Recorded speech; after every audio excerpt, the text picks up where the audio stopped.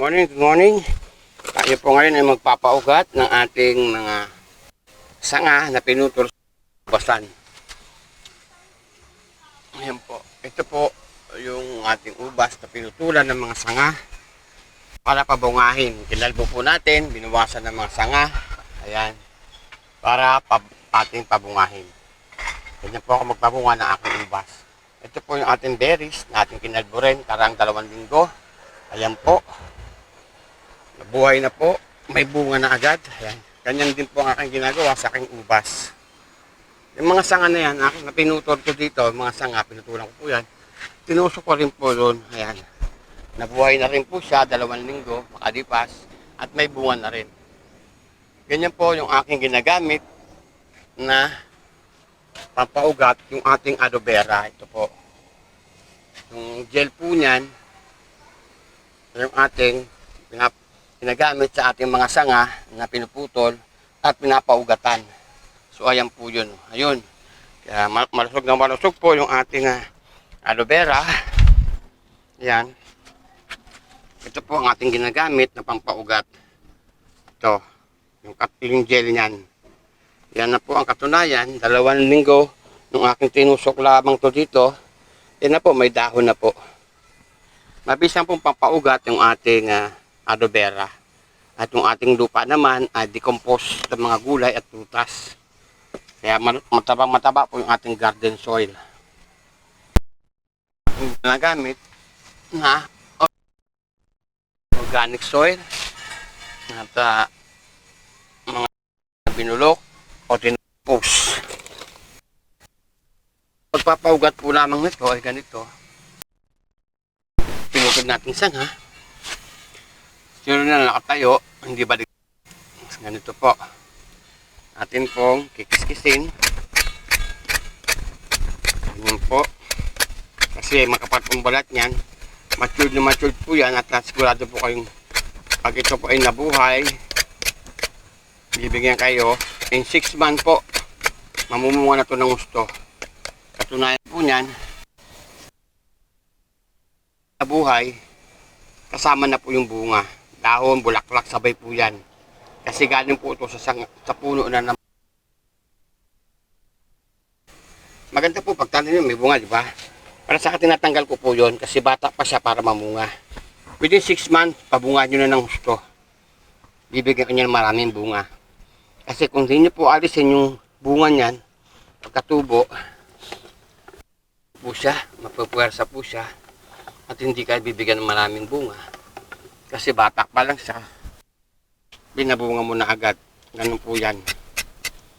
Parang tao din po yan kapag ang bata pa, wala pa sa tamang edad, ay nagdalang tao na buntis, hindi po ba, mahina po ang katawan, hindi po malusog.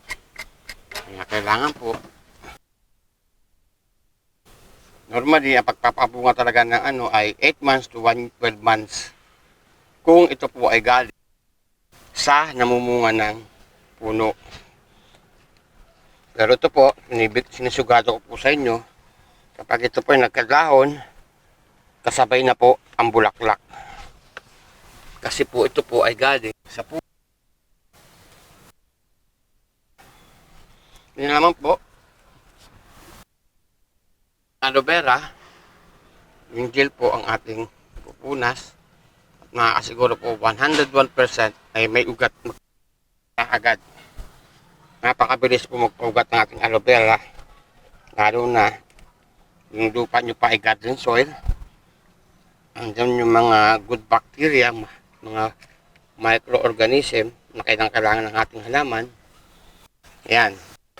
Natin, didilagyan naman natin itong ating fermented fruit juice o fermented plant juice na ating binuro ng 3 linggo. Pinagtad natin yung mga gulay at prutas, sinugasang maigi, tinagtad. Hinaluan ng 1 kilong asukal. Sa bawat 1 kilong gulay o prutas man yan, 1 kilong asukal po. Mimix po natin ng gusto, puro po yun. At ilalagay sa balding malinis, tatakpan. 3 linggo po natin siyang ibuburo. Huwag mabibida doon sa siyang sulok na hindi sa mainitan. And then after 3 weeks, kakatasin na po natin yun. Kukunin natin yung katas. Yun na po ang fermented plant juice or fermented fruit juice na gagamitin natin pandilig at pang-spray sa ating halaman. Sa bawat 1 litrong tubig, ganito, tatlong takip sa bawat 1 litrong tubig. Haluing maigi. Yun po ang ating pandidilig umaga at hapon. Ay pang-i-spray sa ating halaman. Magiging lalong tug. Bigyan kayo nito ng maraming bunga. Yun po ang aking ginagamit. Ito po, tinimpla ko na kanina. Didilig ito. Ayan po. Ayan. Ating lugar. Dito sa tabi, sa hindi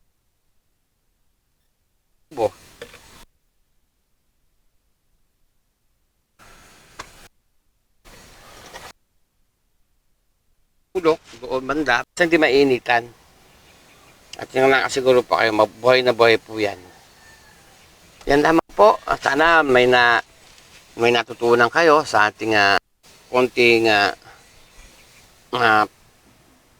pagsasagawa kung paano magpaugat ng sanga ng puno o halaman. Kung paano magpaugat, gamit lamang ang ating sa muli, magandang umaga po. Maligayang paghahalaman po sa ating lahat. Bye-bye. God bless you all. Thank you for watching. Please subscribe my YouTube channel. Malaking tulong po sa akin yan. At sa akin din pong Facebook Reel. Give me a star. Maraming salamat po. Bye-bye. God bless you all.